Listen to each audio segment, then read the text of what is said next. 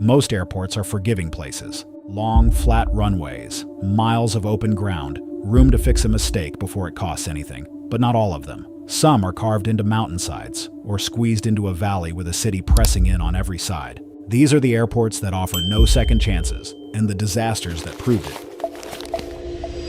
Minutes before China Airlines Flight 605 came into land, another airliner approached the same runway. Its crew took one look at the storm battering it and turned away. That crew decided the conditions were simply too dangerous, and they flew off to wait for the weather to ease. The crew of Flight 605 made a different choice. They decided to land. To understand why that decision was so fraught, you have to understand the airport they were trying to reach, because there has never been another quite like it. Hong Kong's old Kai Tak Airport was, for decades, the most famous and feared place to land in all of aviation. Its single runway was built out on a finger of reclaimed land that jutted straight into the waters of Victoria Harbor, surrounded by the sea on three sides. Hemmed in by mountains and by one of the most crowded cities on Earth, it could not be approached in a normal straight line. Instead, pilots flew toward a great orange and white marker painted on a hillside, then threw their airliners into a steep, low turn over the rooftops of the city. They passed so close that travelers could see laundry hanging on balconies and the flicker of televisions in living rooms.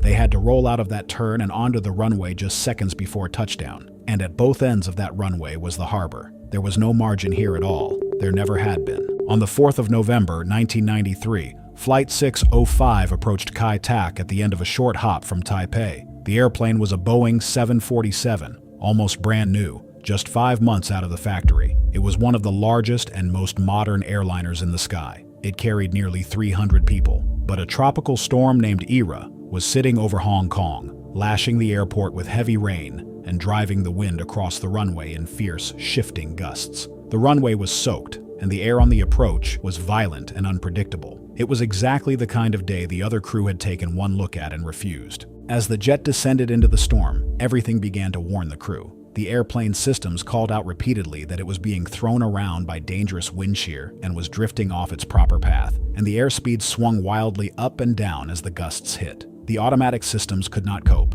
so the captain switched them off and flew the airplane himself, fighting to hold it steady. By every rule in the book, this was the moment to give up and climb away for another try, exactly as the other crew had done. The captain did not. He pressed on toward the runway, determined to land. The result was a landing that was wrong from the moment the wheels touched. The 747 came down far too fast and far too long, planting itself more than 2,000 feet beyond the start of the runway, with a huge airliner's worth of speed, still to bleed off and far too little pavement left to do it. Then came a fatal hesitation with the panels on the wings that are meant to spoil the lift and press the airplane down onto its wheels. They came up, then went back down, and for a few precious seconds the jet floated along the runway with its brakes barely biting. By the time it settled and began to slow in earnest, the end of the runway and the harbor beyond were rushing up to meet it. There was no stopping it. With the water dead ahead and the jet still moving fast, the captain made the one decision that would save them all. Rather than let the airplane charge straight off the end and slam nose first into the harbor, he deliberately swung it hard to the left.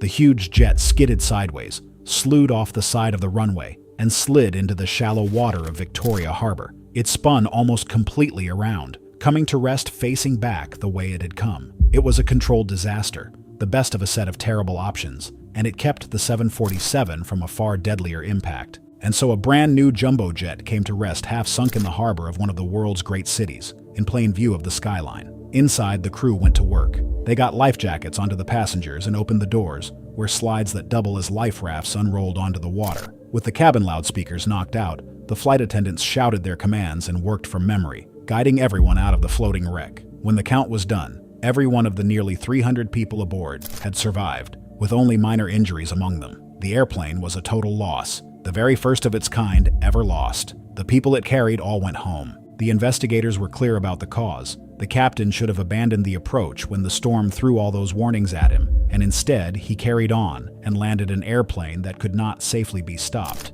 It was a human decision, made under pressure, in terrible weather. But the reason that decision ended with a jumbo jet in the harbor, rather than a hard landing on a long, safe runway, was Kai Tak itself. It was an airport with the sea at the end of its runway, and a city at its gates, the least forgiving place in the world to get a landing wrong. In time, even Hong Kong decided that no crew should have to thread that needle anymore. A few years after Flight 605, Kai Tak was closed for good, and a vast new airport was opened out on an island where the approaches are clear and the runways end in open ground. The most dangerous airport ever built had finally run out of chances. And by a margin of seconds and a captain's split-second turn, it let everyone aboard Flight 605 walk away to tell the story. The town of Ketchikan clings to the edge of an island in the far south of Alaska, a narrow strip of houses pressed between steep green mountains and the cold waters of the Inside Passage. There are no roads in or out. To reach the rest of the world, you go by boat, or you fly. And to fly, you must use an airport built on yet another island just across a narrow channel, a single runway laid down on one of the few flat shelves of land anyone could find. At one end is water. At the other, beyond the pavement, the ground falls away into a ravine and a creek. It is a beautiful place to land an airplane, and an unforgiving one. There is very little room for a mistake.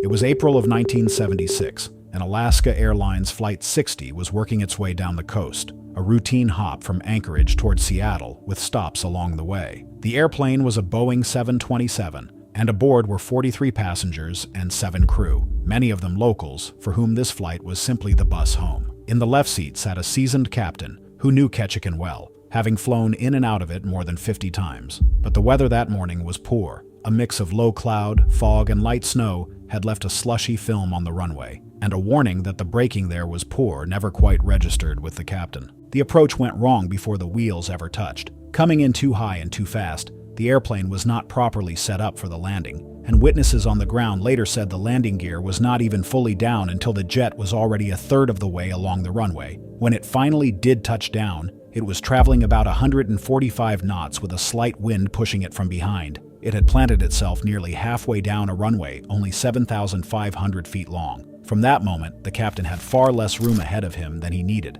on a surface far more slippery than he realized. Feeling how poorly the airplane was slowing, the captain made a fateful choice. Rather than stay committed to stopping, he decided to abandon the landing and take off again, to go around and try once more. He pulled the speed brakes back in, called for takeoff power, and pushed the throttles forward. But he had already been using the engines in reverse to slow down, and at the speed he was traveling, the reversers refused to fold back into place. Without them stowed, the engines could not give him the forward thrust he needed to fly. He worked the levers in desperation, shifting between reverse and idle and back again, fighting for any control at all. But the jet was caught in between. It could neither stop nor climb away. With the end of the runway rushing toward him, and the ravine waiting beyond it, the captain did the only thing left. He turned the airplane to the right and hauled the nose up, trying to lift it clear of what lay ahead. It was not enough. The 727 ran off the end of the pavement at more than 100 knots. It skimmed across a shallow gully and a service road, and dropped into the ravine some 700 feet beyond the runway, coming to rest well below the airport near a creek. The fuselage broke apart on impact,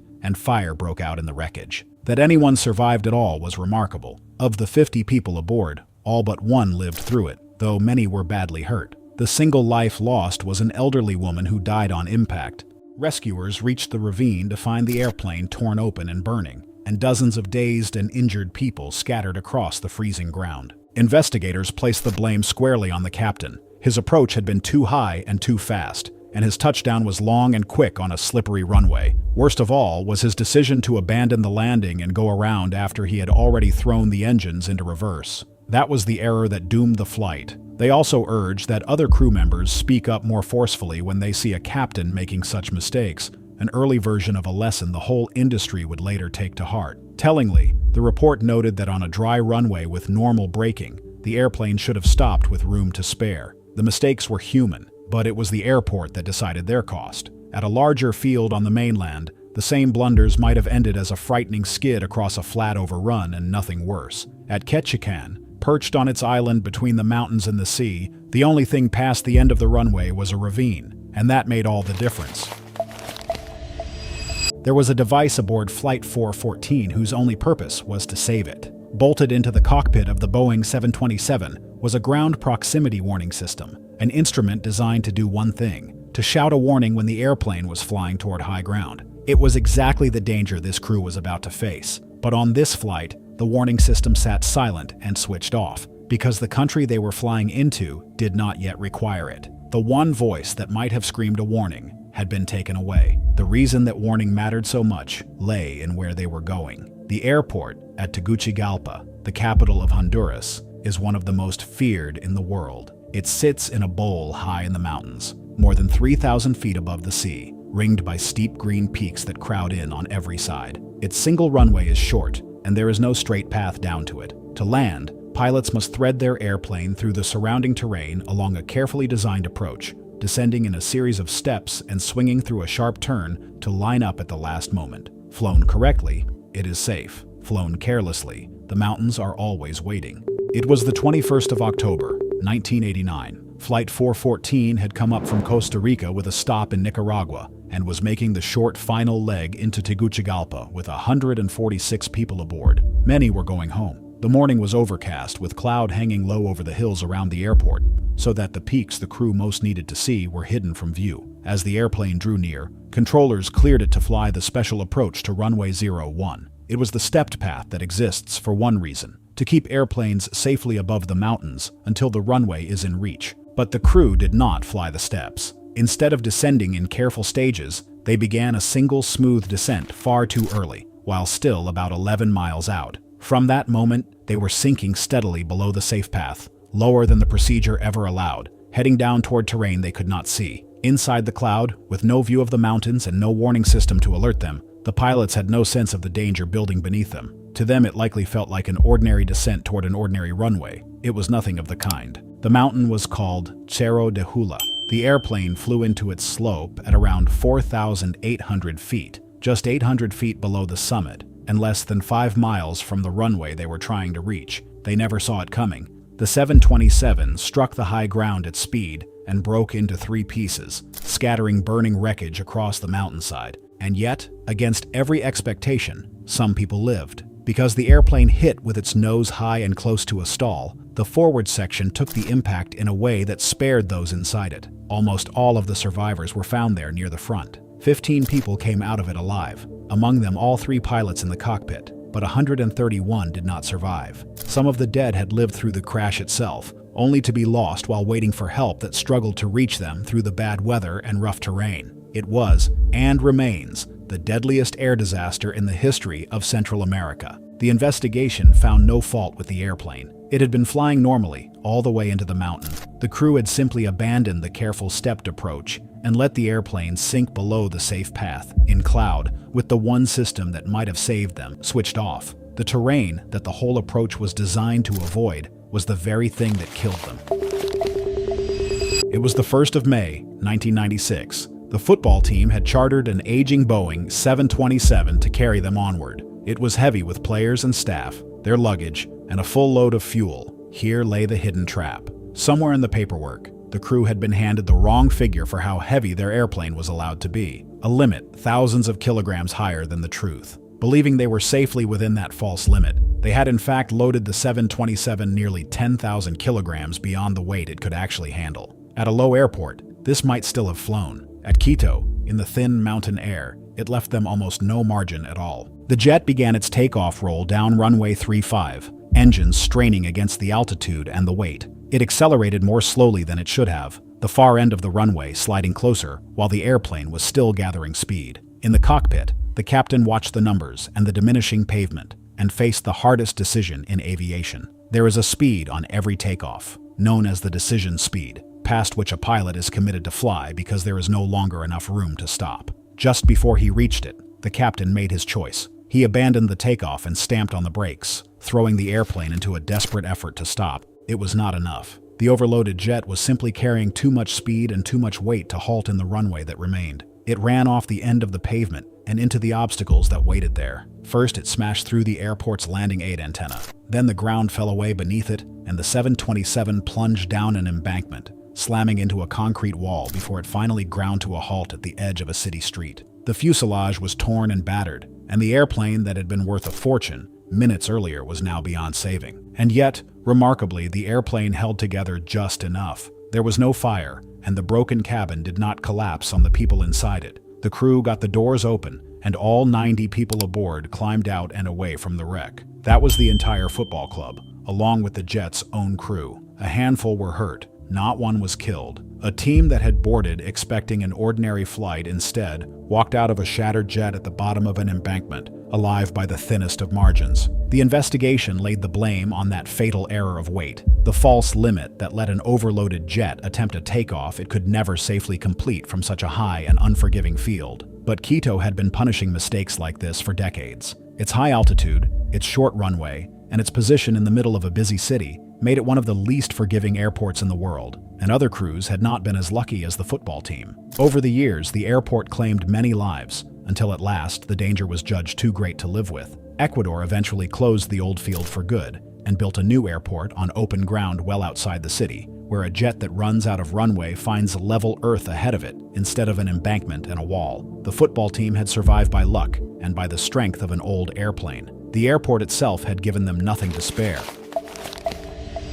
We have been to this airport before. Earlier in this story, a jet flew into a mountain while approaching Tegucigalpa, the capital of Honduras. 131 people lost their lives. That was 1989. You might think that a tragedy on such a scale would be enough to force a change. It was not enough. 19 years later, the very same airport was still in use, still demanding perfection from every crew that came to it, and in the spring of 2008, it caught another one. The airport at Tegucigalpa, called Toncontín, has long been ranked among the most dangerous in the world. The pavement does not give way to a flat safety area or open ground. Instead, it drops down a steep embankment into a busy public street, lined with houses and full of cars and people going about their day. To land here, a pilot must put the airplane down smoothly and early and stop it quickly, every single time. There is no margin for landing fast, or long, or both. On that morning in May, an Airbus A320 operated by the Central American airline TACA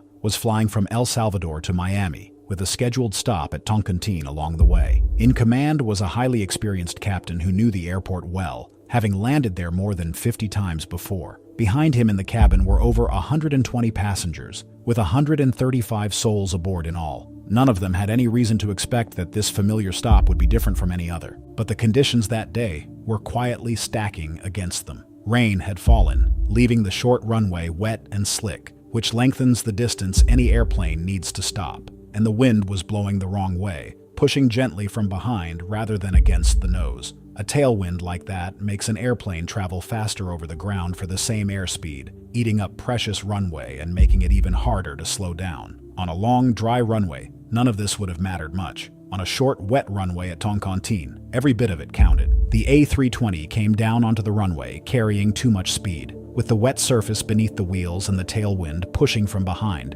the airplane simply would not slow the way it needed to. The crew did everything the procedure asked of them, throwing the engines into reverse and raising the panels on the wings to kill the lift and drag the jet down. It was not enough. The runway was never long to begin with, and it vanished fast beneath them while the airplane was still rolling far too quickly to stop on what remained. The end came in the worst possible place. Still moving at around 50 knots, the A320 ran off the end of the runway and over the edge of the embankment. It plunged down the steep slope, perhaps 60 feet of it, and slammed into the busy street below. As it came down, the airplane crashed onto the cars on the road below, crushing vehicles beneath its weight. It broke into pieces as it ground to a halt in the heart of the city. 5 people lost their lives. 3 were aboard the airplane, among them the captain himself, killed in the cockpit at the front of the jet that took the worst of the impact. The other 2 were on the ground, ordinary people in their vehicles on that street, crushed when the airliner came down on top of them. Dozens more were injured, but most of those aboard, more than 130 people in all, lived through it and were pulled from the broken fuselage alive. The investigation pointed to the landing itself, an approach flown too fast onto a short and wet runway with the wind pushing from behind. There was no possible way to stop in time, but it also pointed once again at Toncontín. The airport's short runway, its mountain setting and its lethal drop into a crowded street had turned a landing that ran a little long into a disaster that killed people in their cars. This time, the lesson finally stuck. The crash became the last straw for a country that had watched its capital's airport claim lives for decades. Honduras moved to push large passenger jets away from Toncontín, and in the years that followed, a new airport was built on open ground to take over the dangerous international flights. Twice in this story, the same small airport in the mountains had written the same brutal lesson. The second time, the world finally listened. Every airplane has a weight it cannot exceed. It is not a guideline or a target a crew can shade a little when it is convenient. It is a hard limit, as unbending as gravity itself, the line beyond which the wings and engines simply cannot lift the machine into the air. On Christmas Day of 2003, on a hot stretch of the West African coast, a plane load of people discovered what happens when that line is crossed by a wide margin. The airplane belonged to a small Guinean carrier that had spotted a chance to make money. Across West Africa, there were many Lebanese workers who needed a way home to the Middle East, and the airline set out to fly them there, running a weekly service from Guinea across the continent to Beirut and on to Dubai. To do it, the company bought an ancient Boeing 727 that had been sitting in storage in the American desert. It leased a crew to fly the jet and put it to work. It was, from the very beginning, a poorly run operation. Paperwork went unkept, maintenance records were thin or missing, and the whole enterprise had the feel of a business stretched far beyond what it could safely manage. On that Christmas morning, the 727 set off as usual. It flew first to the coastal city of Cotonou, in Benin, to pick up more travelers before continuing on toward Lebanon. Many of those waiting to board were workers heading home for the holidays, carrying gifts and savings, looking forward to seeing their families. The flight had come in already carrying a load of passengers. At Cotonou, many more were waiting to get on. What happened during boarding at Cotonou would doom them all. There was no real order to it, no proper check of how much weight was going aboard. Passengers crowded on with enormous amounts of hand baggage, far more than the airplane was meant to carry, and the count of who was actually on board never matched the paperwork. By the time the doors closed, the 727 held far more people and cargo than it could safely lift. Worse still, all that extra weight had shifted the balance of the airplane dangerously toward the nose. The crew did not know the true figures, because no one had worked them out. The chief flight attendant was worried enough about the piles of baggage to warn the captain, but the airplane taxied out all the same.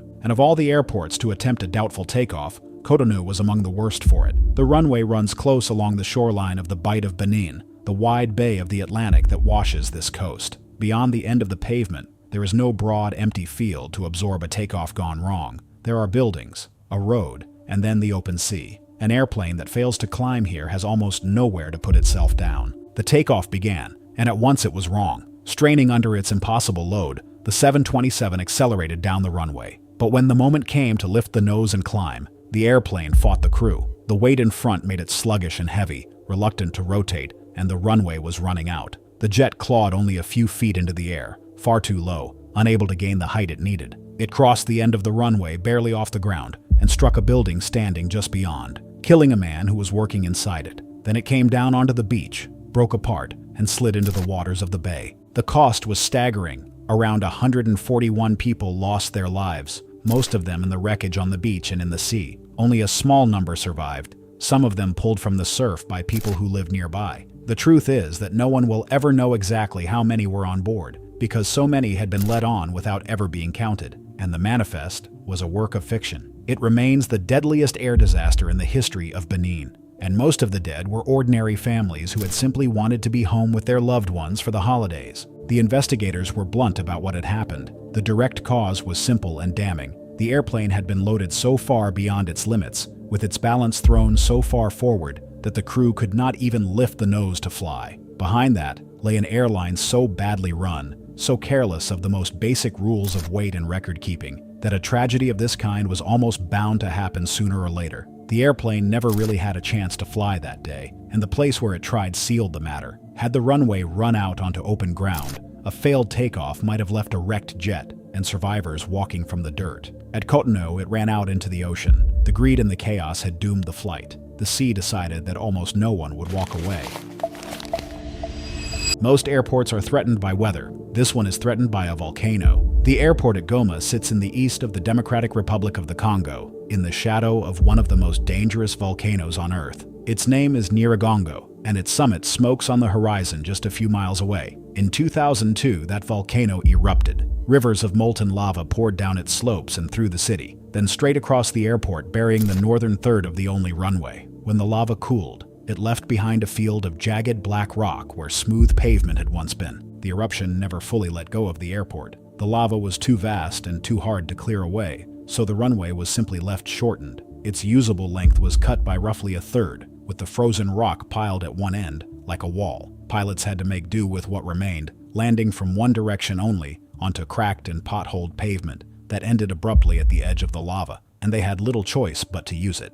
In November of 2009, a McDonnell Douglas MD-82 came in to land at Goma. The jet was an old one, having spent years flying for a major American airline before being sold on to a Congolese carrier. It had come from the capital city of Kinshasa, carrying more than 100 people, among them the governor of the surrounding province. Low cloud lay over the area that day, and the approach to Goma can only be flown from one side, leaving the crew committed to the short and damaged runway ahead. The landing did not go to plan. The airplane touched down, but it could not be stopped in the short distance available, its brakes failing on the broken runway. The end of the pavement arrived, and the lava field lay just beyond it. With nowhere left to go, the MD-82 ran off the runway and out onto the hardened lava. It bounced and ground across the jagged rock until it came to rest, perched on top of the very lava flow that had crippled the airport years before. The image that followed was almost unreal. A full-sized airliner sat out in the open on a sea of black volcanic stone, battered and still. Within minutes, crowds of curious locals were walking across the rock to look at it. Around 20 people aboard were injured, but against the odds, at an airport with such a deadly reputation, every single person on that airplane survived. The jet itself was finished, damaged far beyond any hope of repair. At an ordinary airport, an overrun like this one would barely make the news. The airplane would roll to a stop on a flat strip of grass or gravel set aside for exactly this purpose. The passengers would climb down shaken but unhurt, and the jet would likely fly again. But Goma is not an ordinary airport. Here there was no flat strip of grass waiting at the end of the runway. There was only the cold, hard remains of a volcanic eruption, a place the Earth itself had already tried to destroy. The runway left the crew no margin because a volcano had taken it away. The true surprise of this story is not that the airplane was wrecked. It is that, this time, the mountain let everyone live.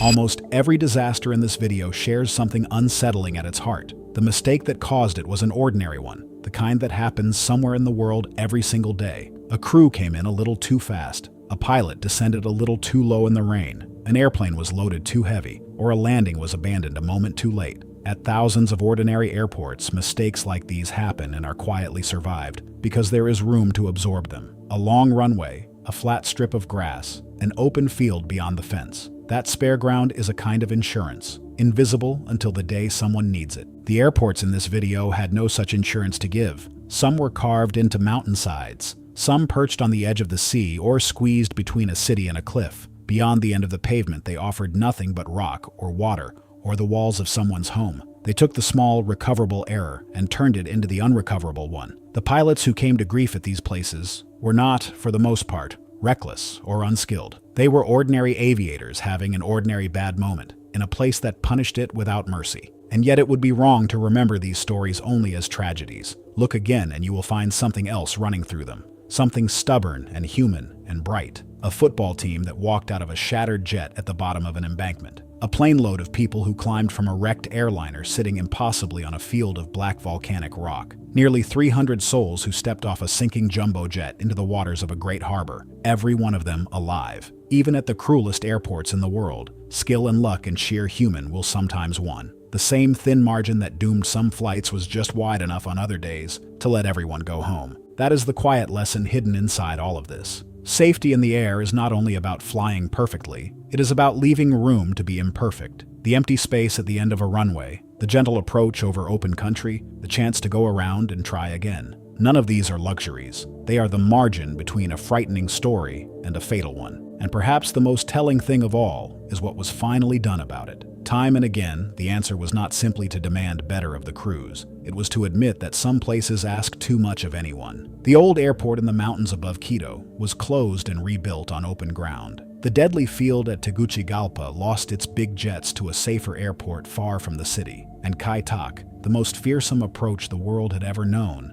was abandoned altogether. In its place came a vast new airport out on an island, where the runways run long and the only thing waiting beyond them is the open sea at a safe distance. The mistakes taught us something, and for once, we listened. We picked up the danger and moved it out of harm's way. So the next time your airplane settles onto a runway and rolls out past acres of flat, empty grass, take a moment to notice that emptiness. It can look like wasted land, a plain and boring edge to a busy airport. It is nothing of the kind. That open ground is the room to be human, the space to make a mistake and live. It exists because in places that had none of it, people did not. These airports remind us that flying is at its safest when the machine, the crew, and the ground all leave a little room for things to go wrong. Most of the time, we never see that margin at work. We only notice it on the rare day when everything else fails, and it is the only thing left holding us up. The airports in this video took that room away. What we built in their place is quieter, safer, and far less dramatic. And that, in the end, is exactly the point. Thank you for watching. If this journey was worth your time, consider subscribing to Terra Obscura, where we keep telling the stories behind the world's most remarkable flights. There are many more still to come.